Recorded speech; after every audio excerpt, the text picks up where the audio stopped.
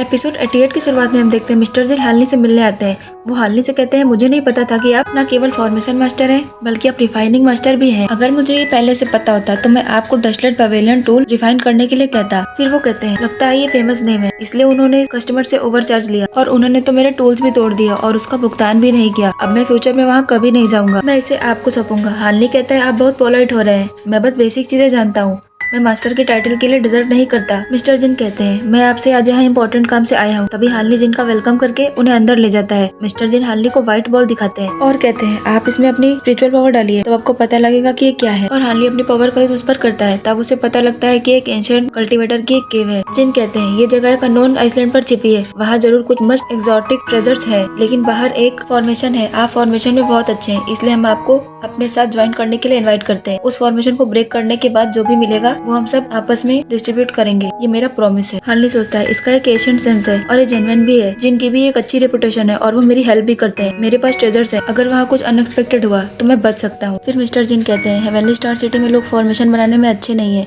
इससे भी इम्पोर्टेंट बात यह है कि मैं वहाँ किसी को जानता भी नहीं हूँ। हार्ली प्लीज तो मुझ पर फेवर करो। हार्ली कहता है, मिस्टर जिन मैं पूरी कोशिश करूंगा फॉर्मेशन को ब्रेक करने में, लेकिन मैं फाइट करने में बिल्कुल भी अच्छा नहीं हूँ। अगर फाइट होती है तो उसकी पूरी रिस्पॉन्सिबिलिटी आपको लेनी होगी। तभी जिन कहते हैं, मैं फाइट की रिस्पॉन्सिबिलिटी लूंगा पर आपको बस फॉर्मेशन तोड़ना होगा, बाकी सब आप मुझ पर छोड़ दो और उसमें से जो कुछ मिलेगा आपका भी हिस्सा होगा। और मैं जानता हूँ कि ये वॉइड हेवन हॉल के जैसा नहीं है, ये एक एशियंट केव है, अगर हमें कोई चांस मिलता है तो हम नेसेंट सोल की तरफ भी ग्रो कर सकते हैं। तभी हार्ली मिस्टर जिन से कहता है कि मेरा आपसे एक सवाल है, क्या आप मुझे बता सकते हैं वॉइड हेवन हॉल क्या है? इसमें ऐसा क्या है जो चाउटिक स्टार का पूरा सीज में जानना चाहता है? जिन कहते हैं, आप वॉइड हेवन हॉल के बारे में जानना चाहते हैं। वॉइड हेवन हॉल चाउटिक स्टार की सबसे बड़ी मिस्ट्री है। ऐसा कहा जाता है कि ये एक एशियंट कल्टीवेटर के थ्रू छोड़ी गई जगह है। फिर वो हार्ली को ड्रॉ करके दिखाता है और कहता है कि ये 100 साल में बस एक बार खुलता है। इसके अंदर एक पूरा वर्ल्ड है, रेयर क्रिएचर और स्पिरिचुअल प्लांट्स के साथ साथ एशियन टाइम के ट्रेजर और इन्फिनाइट रिसोर्सेज भी है, लेकिन साथ ही वहाँ कई डेंजर और चैलेंजेस भी हैं कि जब खुलता है तब कई फेमस कल्टीवेटर्स वहाँ मर जाते हैं। ये तियायन आइसलैंड में ब्लड फॉरबिडन ग्राउंड जैसा दिखता है। एशियन टैलेंट इससे बहुत ऊब चुकी थी, इसीलिए उन्होंने ये सब डिजाइन किया। शायद उन्होंने फ्यूचर जनरेशन को एंटरटेन करने के लिए ऐसा किया। फिर हार्ली कहता है, नीसेंट सोल भी लोगों की तरह लालची होती है, लेकिन हमें ये नहीं पता कि मरे हुए कल्टीवेटर्स के मटेरियल्स कहाँ गए। जिन हार्ली से कहते हैं कि ये काफी इम्प्रेसिव थिंकिंग है, लेकिन मुझे भी डाउट है। फ्री मटेरियल्स और ट्रेजर लोगों को मिलने का वेट कर रहे हैं, जिस सुनने में काफी अच्छा लगता है, लेकिन ये सच नहीं लगता। रियलिटी में कुछ कल्टीवेटर्स को इससे बहुत ही प्रॉफिट हुआ था। फिर जिन अपनी फैमिली का एक बहुत बड़ा सीक्रेट हार्ली को बताते हैं, क्योंकि वो हार्ली को अपने भाई जैसा मानते हैं, इसीलिए वो ये सब उसे बताना चाहते हैं। तो हार्ली कहता है, मैं इसे अपने तक ही रखूंगा। फिर जिन सब बताते हैं कि ऐसा कहा जाता है, वॉइड हेवन हॉल में सबसे वैल्यूएबल ट्रेजर एक डिंग में सील कर दिया गया है। इसे वॉइड हेवन डिंग कहा जाता है। इसके अंदर एक पिल है जिसे हेवनली रेमेडी पिल कहा जाता है। इस पिल का ओनली फंक्शन लाइफ को इंक्रीज करना है। फिर हार्ली कहता है, इसमें कोई आश्चर्य नहीं है कि नीसेंट सोल एल्डर अंदर के डेंजर के बावजूद रिस्क लेंगे। लाइफ को इंक्रीज करना मतलब वर्ल्ड का एसेंस लेना। वो नीसेंट सोल कल्टीवेटर सभी हीरोज है जिनका इन्फ्लुएंस स्ट्रॉन्ग है। जिन कहते हैं, वो इस वर्ल्ड में बस बढ़ने से डरते हैं और कल्टीवेशन पावर ये सब चले जाएंगे। फ्यूचर में कल्टीवेटर की वजह से हमें चांस मिल सकता है, इसलिए जब हर बार वॉइड हेवन हॉल खुलता है तो नीसेंट सोल कल्टीवेटर वहाँ एंट्री करने के लिए लड़ते हैं। तभी हार्ली पूछता है कि कुछ लोग को अंदर ही अंदर प्रॉफिट हुआ, आपका मतलब ये है कि उन्हें हेवनली रेमेडी पिल मिल गई। जिन बताते हैं, ऐसा कहा जाता है कि कल्टीवेटर्स को प्रॉफिट हुआ। उनमें से 3 कल्टीवेटर्स पार्टनर्स थे, दूसरा फीमेल कल्टीवेटर का भाई था। वो तीनों बस कोर फॉर्मेशन कल्टीवेटर थे। उन्होंने एक साथ वॉइड हेवन हॉल का पता लगाया था। बाई चांस वॉइड हेवन डिंग ने उन पर फेवर किया और उन्हें हेवनली रेमेडी पिल मिल गई थी। हार्ली कहता है, इन तीनों को फ्यूचर में बहुत कुछ अर्न करना होगा। जिन कहते हैं, हाँ तुम सच में बहुत स्मार्ट हो। ये दोनों स्टार पैलेस के करंट मास्टर हैं और फीमेल कल्टीवेटर का भाई चाउटिक स्टार के सीकर डेमोनिक सेट का लीडर है। नीसेंट सोल के बाद के स्टेज में एक कल्टीवेटर है, उन कुछ लोगों में से एक है जो 2 सेजेस 6 पैथ्स के एनिमी हो सकते हैं। फिर जिन कहते हैं, ये वॉइड हेवन डिंग थोड़ा दूर लगता है। सबसे पहले हमें ये सोचना चाहिए कि हम वॉइड हेवन हॉल तक कैसे पहुंच सकते हैं। क्या तुमने कभी वॉइड हेवन मिसिंग मैप के बारे में सुना है? वॉइड हेवन का ये मिसिंग मैप हमें गाइड करेगा। वॉइड हेवन हॉल तक पहुंचने में नॉर्मली ये सिंपल टेपेस्ट्री के जैसा दिखता है, पर एक बार जब ये वॉइड हेवन हॉल खुल जाएगा तो वही डायरेक्शन बताएगा। मैप के बिना सी में वॉइड हेवन हॉल का पता लगाना नामुमकिन है। अगर आप चांस का प्रॉफिट नहीं उठाते जो हेवन आपको देता है तो आप डेंजर में फंस सकते हैं। वॉइड हेवन हॉल बहुत दूर है, लेकिन एशियंट केव का खंडर हमारे पास है। हाल मैं काफी टाइम से उस खंडर को ढूंढ रहा था, इसके लिए मैंने बहुत हार्ड वर्क भी किया है। नेक्स्ट सीन में हम देखते हैं, हार्ली सोचता है ये टेलिस्मान ट्रेजर अटैक के टाइम बरकरार रह सकता है। ये नॉर्मल बात नहीं है। इसके अलावा अननोन कल्टीवेटर स्केलेटन की बेस्ड पर ये वॉइड हेवन का मिसिंग मैप भी होना चाहिए। वो सोचता है, आखिर ये पर्सन कौन हो सकता है? Teleportation token dragon blood, Z spider, absolute darkness cultivation का मेथड, वॉइड हेवन का मिसिंग मैप, ये सब उसी के थ्रू यहाँ भेजा गया होगा। मरने से पहले वो इस फॉर्मेशन को ब्रेक करने में सक्सेस हुए होंगे। ये एक मिस्ट्री है कि लास्ट 2 का एंड एम्परर ज़ू के हाथों कैसे हुआ। शायद ये डेस्टिनी थी, ऐसा इसलिए क्योंकि मैंने इसे रॉन्ग वे में ले लिया, या शायद ये सही टाइम नहीं है। फिर वो अपने गोल्डन बक्स के बारे में सोचता है और वो उन्हें देखने के लिए चला जाता है, जो कि बहुत डेवलप हो चुके होते हैं। फिर वो सभी गोल्डन बक्स को अपने पास रख लेता है और वो सोचता है कि ये पॉसिबल है कि मैं नीसेंट सोल के कल्टीवेटर से मिलूंगा। मैं नहीं गया तो ये चांस मैं गवा दूंगा। फिर वो उस खंडर के पास प्रैक्टिस करने के लिए चला जाता है। फिर कोहुन, हानली और मिस्टर जिन उसी आइसलैंड पे चले जाते हैं। हानली कहता है इसे ड्रैगन फॉर्मेशन कहते हैं, जो कोई भी इसके अंदर जाएगा वो फॉग से डिस्टर्ब हो जाएगा, लेकिन ये फॉर्मेशन मोस्टली डेमोनिक बीस्ट को रोकने के लिए की जाती है। इंसान को इससे कोई हार्म नहीं होगा, लेकिन ये कोई एशियंट फॉर्मेशन नहीं है, इसे ब्रेक करने की कोई नीड नहीं है, बस इसे फिजिकल एब्जॉर्प्शन का यूज करने की नीड है, तभी हम इससे सेफ निकल सकते हैं। हानली पूछता है कि आपने अपने और दोस्तों को इन्वाइट नहीं किया, वो सब कहाँ है? तभी जिनके पास एक तलिस्मान होता है और वो कहता है एटलीस्ट तुम आ ही गए, मैं फेलो जियान और शिडाई फेरी के साथ हूँ। फिर वो तीनों उनसे मिलने चले जाते और इसी के साथ हमारा आज का एपिसोड खत्म होता है। आगे की सीरीज देखने के लिए चैनल को सब्सक्राइब करें।